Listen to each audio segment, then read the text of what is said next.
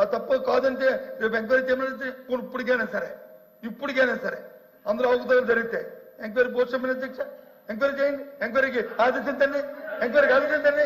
ఎవరొద్దన్నా చేయమని అధ్యక్ష, తప్పు చేయమని అధ్యక్ష, తప్పు జరిగితే ఎందుకు చేయట్లేదు? దయచేసి ఎందుకు ప్రభుత్వం చేయట్లేదు? ఎందుకు వెనకం చేస్తుంది? ఎందుకు వెనకం చేస్తుంది? తప్పులు జరిగినప్పుడు ఎందుకు వెనకం చేస్తుంది?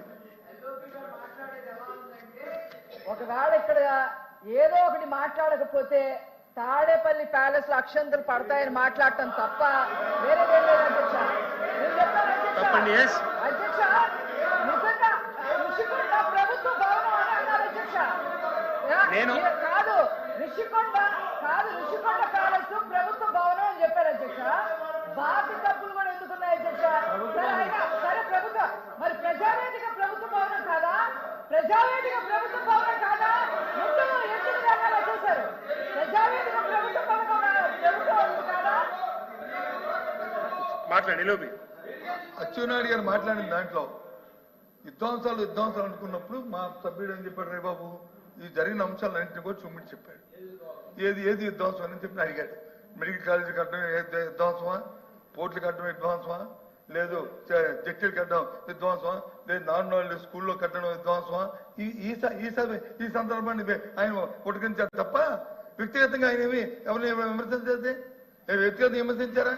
మీరు వ్యక్తిగతంగా విమర్శించారు. నా పేరు ఇస్తారు కాబట్టి చెప్పినప్పుడు చెప్పారు ఈ 10,500 అది 26,000. ఓకే, ఎంక్వైరీ చేయండి. అక్కడ తప్పు జరిగితే రుషికొండ కట్టడాల్లో కానీ తప్పు జరిగితే ఎంక్వైరీ చేయండి. ఎందుకు చంపుతున్నారు? ఏ కారణం ఏంటి? జరిగితే కాకుండా ఆవిడకి ఇవ్వడానికి లేదు ఏంటి? కాదు అధ్యక్ష, ఇంకో విషయం చెప్తాను. మాట తెప్పము మన తెప్ప ఇది మా సిద్ధాంతం అధ్యక్ష. మా కట్టుబడి ఇవాళ కూడా చెప్తాను అధ్యక్ష. మేము ఏదైతే మాట చెప్పామో ఆ మాట మీద నిలబడున్నాం అధ్యక్ష. అందులో మరి ఇంకా వేరే మాట్లాడలేదు అధ్యక్ష.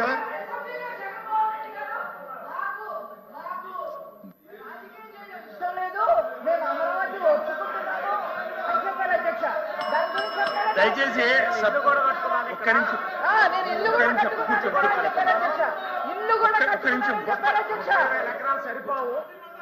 ఒక్క నిమిషం దయచేసి సభ్యులందరికీ నేను విన్నవించుకునేది ఏమంటే, బడ్జెట్ సమావేశాలు జరుగుతూ ఉన్నాయి. సభను మంత్రులు కానీ ఎవరన్నా కానీ తప్పుదో పట్టియొద్దని నా మనవి. సబ్జెక్టు డీవియేషన్ అయి మీరు మాట్లాడాల్సిన అవసరం లేదు. సబ్జెక్టు మీద మాట్లాడితే బాగుంటుంది. మంత్రులు కానీ ఎవరన్నా కానీ దయచేసి కూర్చోండి చెప్పండి. బడ్జెట్ గురించి మాట్లాడండి దయచేసి. ఇది తాత్కాలిక భవనం అనలేదు, మేము ఎప్పుడు చెప్పలేదని చెప్పి అచ్చెన్నాయుడు గారు మళ్ళీ చెప్పారు. 2 సార్లు చెప్పారు. నిన్న కాక మొన్న 3-4 రోజుల కింద సెక్రటరీ టెండర్ పిలిచారు కదా అధ్యక్ష. మీరు మళ్ళీ మీ మాటల్లో చెప్పారు కదా అధ్యక్ష. ఫౌండేషన్ తీసామా, ఫౌండేషన్ వచ్చి నీటిలో వచ్చి అది నానుతుందని చెప్పి వారి మాటలో చెప్పారు అధ్యక్ష. దేని క్లారిటీ తీసుకోమంటారు? మమ్మల్ని దేని క్లారిటీ తీసుకోమంటారు? ఇదే పర్మనెంటా, అది పర్మనెంటా? అది చెప్పండి అధ్యక్ష. మేము అడుగుతుంది ఆయన చెప్పిన మాటలు నేనేం మాట్లాడలే. నేను ఏమే రెవెన్యూ మినిస్టర్ గారు దయచేసి ఇది కుటుంబం, ఇది చెన్నెల్లి కొండం పెద్దెల్లి కొండం కాదు కదా అధ్యక్ష. ఇది చెన్నెల్లి పెద్దెల్లి కాదు కదా. ప్రభుత్వం ప్రభుత్వానికి కన్స్ట్రక్ట్ ఆలోచన ఉంటుంది. ప్రభుత్వానికి కన్స్ట్రక్ట్ ఆలోచన ఉంటుంది. దయచేసి విమర్శకి పశ్చిమర్శలు కాకుండా సబ్జెక్ట్ ఏది ఉందో సబ్జెక్ట్ కల్పని మీరు మాట్లాడండి. ఏదైనా సరే మేము మాట్లాడుతూ సమాధానం చెప్పండి. అటు నుంచి అప్పుడు ఏమైనా జరిగింది, తప్పులు ఏమైనా ఉంటే మీరు చెప్పండి. లేదు తప్పుల మీద వచ్చి మీరు ఎంక్వైరీ చేస్తారని వేయండి, తప్పులు ఇచ్చి నిలబెట్టండి. తప్పు చేస్తారుగో దీనికి తప్పు చేసి నిలబెట్టండి. Where ready, where base president, మీరు రెడీ. మేము మేము అయ్యేద్దన్నదే మేము వద్దంటే మానరే.